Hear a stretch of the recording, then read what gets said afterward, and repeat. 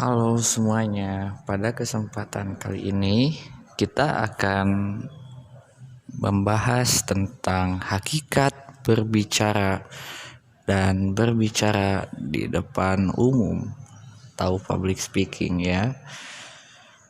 Oke, mari kita simak video berikut ini.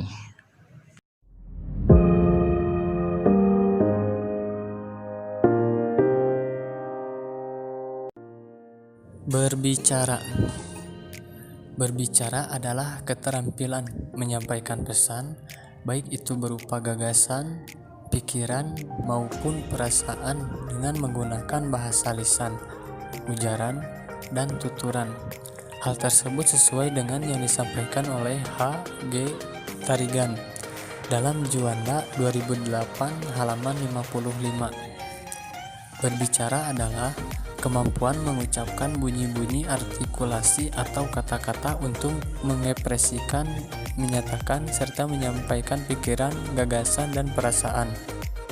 Berbicara bertujuan utama untuk berkomunikasi. Namun dalam berkomunikasi dengan menggunakan bahasa lisan atau berbicara, pembicara harus memahami makna yang akan disampaikan agar dapat menyampaikan pikiran secara efektif.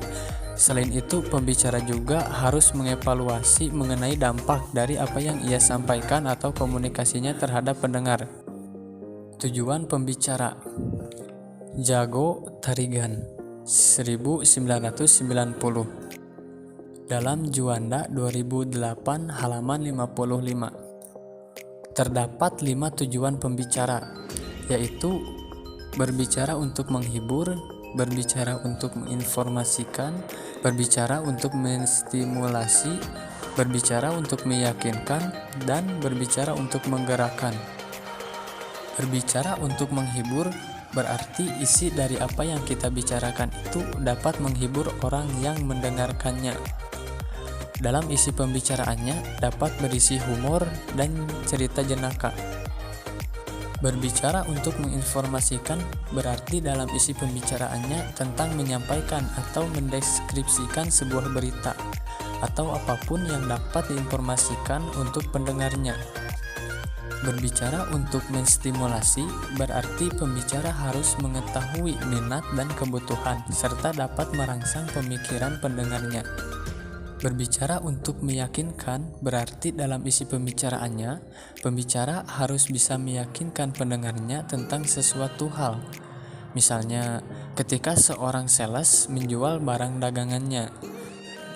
Berbicara untuk menggerakkan adalah seorang pembicara harus cakap dalam berbicara, berwibawa, mampu memanfaatkan situasi, dan mampu mempengaruhi pendengar, sehingga dapat menggerakkan pendengar setelah mendengarkan pembicaraannya tersebut. Menurut Tarigan 1990 dalam Juanda 2008 halaman 59 menyatakan bahwa terdapat 8 konsep dasar berbicara, yaitu berbicara dan menyimak adalah 2 kegiatan resiprokal. Berbicara adalah proses individu berkomunikasi. Berbicara adalah ekspresi kreatif. Berbicara adalah tingkah laku yang dipelajari.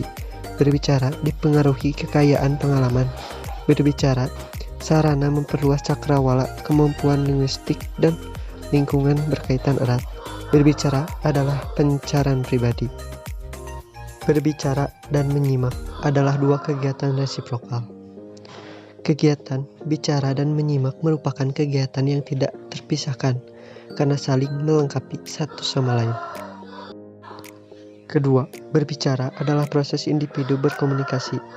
Kegiatan berbicara digunakan sebagai sarana memperoleh pengetahuan, mengadaptasi, mempelajari lingkungannya, dan mengontrol lingkungannya. Ketiga, berbicara adalah ekspresi kreatif. Kegiatan berbicara tidak hanya mengungkapkan ucapan kata saja, tetapi juga memanifestasikan kepribadiannya dengan cara menyatakan secara fasih, ceria, dan spontan kata-kata tersebut. Keempat, berbicara sebagai tingkah laku. Kegiatan berbicara sudah dipelajari di lingkungan keluarga, tetangga, dan lingkungan di sekitar tempatnya. Walaupun sudah dapat mengekspresikan diri secara lisan, sebelum mereka belajar secara formal, mereka tetap memerlukan bimbingan untuk mengembangkan keterampilan berbicara mereka. Kelima, berbicara dipengaruhi kekayaan pengalaman. Bila diri pembicara terisi oleh pengetahuan dan pengalaman yang kaya, maka dengan mudah yang bersangkutan menguraikan pengetahuan atau pengalamannya itu. Bila pembicara miskin pengetahuan dan pengalaman, maka yang bersangkutan akan mengalami kesukaran dalam berbicara. Keenam, berbicara saran memperluas cakrawala. Paling sedikit berbicara dapat digunakan untuk dua hal. Yang pertama, untuk mengekspresikan ide, perasaan, dan imajinasi. Kedua, berbicara dapat juga untuk menambahkan pengetahuan dan memperluas cakrawala pengalaman. Ketujuh, kemampuan linguistik dan lingkungan berkaitan erat. Anak-anak adalah produk lingkungannya. Jika dalam lingkungan hidupnya ia sering diajak berbicara dan segala pertanyaan yang diperhatikan dan dijawab, serta lingkungan itu sendiri menyediakan kesempatan untuk belajar berlatih berbicara, maka dapat diharapkan anak tersebut terampil berbicara. Ini berarti si anak sudah memiliki kemampuan linguistik yang menandai sebelum mereka memasuki sekolah. Kedelapan, berbicara adalah pancaran pribadi. Gambaran pribadi seorang dapat diidentifikasikan dengan berbagai cara. Kita dapat menduganya melalui gerak-geriknya, tingkah lakunya, kecenderungannya, kesukaannya, dan cara bicaranya. Berbicara pada hakikatnya melukiskan apa yang ada di hati, misalnya pikiran, perasaan, keinginan, dan idenya. Karena itu, sering dikatakan bahwa berbicara identik kepribadian. Oke, mari kita lanjut ke bahasan selanjutnya, yaitu berbicara di depan umum atau public speaking ya. Berbicara di depan umum itu bukan sekedar keterampilan saja, namun dapat menjadi penunjang Anda dalam berkarir di dunia kerja. Apalagi untuk Anda pembicara, trainer, motivator, terus MC. Public speaking atau berbicara di depan umum adalah seni dalam berbicara. Bagaimana Anda dapat menyampaikan ide, gagasan, pesan secara efektif dan mudah dipahami oleh lawan bicara. Bisa dilihat dalam slide, kemampuan berbicara di depan umum sangat penting, baik dalam kehidupan pribadi maupun karir. Apalagi kita sebagai mahasiswa gitu kan. Bahkan jika Anda tidak terlibat atau tidak berprofesi dalam bidang berbicara di depan umum, mengembangkan kemampuan tersebut dapat meningkatkan rasa percaya diri Anda dan mengurangi kecemasan ketika Anda diminta untuk berbicara di depan umum. Nah, oke, berikut beberapa keterampilan kunci yang dipegang oleh pembicara. Sebetulnya sih banyak, cuman ya kita jelaskan aja beberapa gitu kan. Pertama ada tahap kehadiran. Yang dimaksud di sini pembicara yang baik, tampil percaya diri, ramah, antusias, dan energik. Keyakinan ini berasal dari pemilihan topik yang Anda sukai dan teliti dengan baik. Keramahan Anda bisa ditunjukkan dengan tersenyum pada audiens, antusiasme dan energik secara alami akan mengikuti ketika Anda menikmati topik yang sudah dipersiapkan dengan baik. Bisa dilihat di sana, jika Anda merasa kemampuan Anda di atas panggung kurang, luangkan waktu Anda untuk melihat bagaimana cara pembicara yang Anda kagumi melakukannya. Tiru gaya mereka. Tujuannya apa? Berusaha tampil percaya diri sampai Anda benar-benar merasa percaya diri.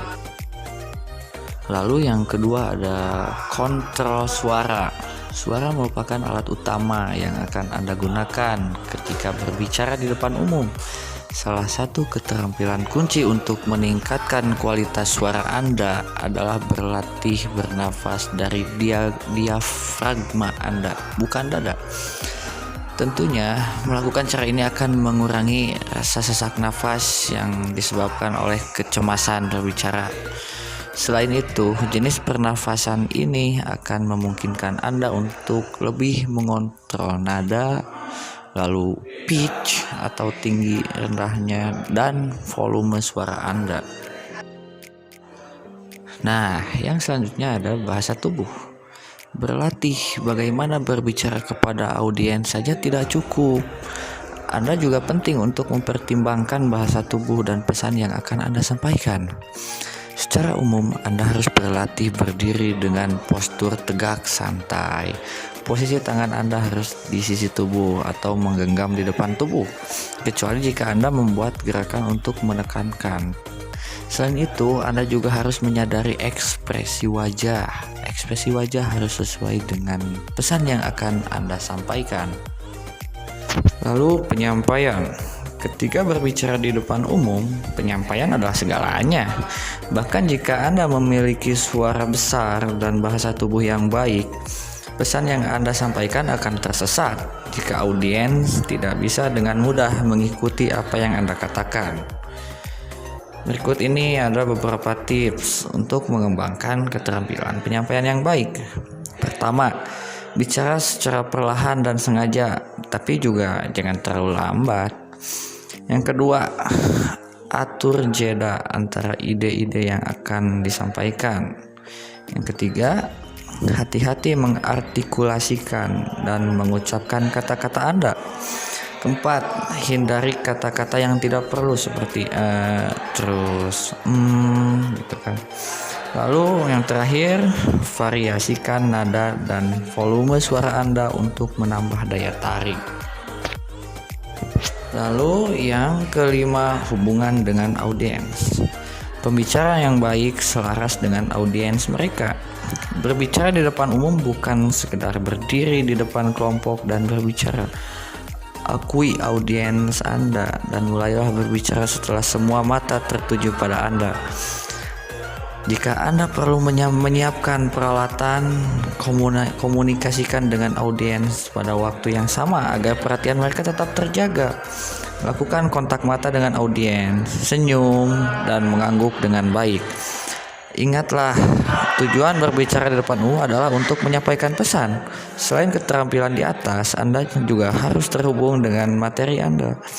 Bila Anda memiliki pengetahuan yang berbicara dengan semangat, baik Anda maupun audiens akan memiliki pengalaman yang lebih menyenangkan.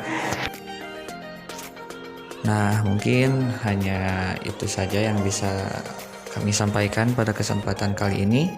Nah, setelah Anda mengetahui bagaimana cara meningkatkan keterampilan berbicara di depan umum, tidak ada alasan lagi berdiam diri dan merasa tidak percaya diri. Mungkin sekian, terima kasih.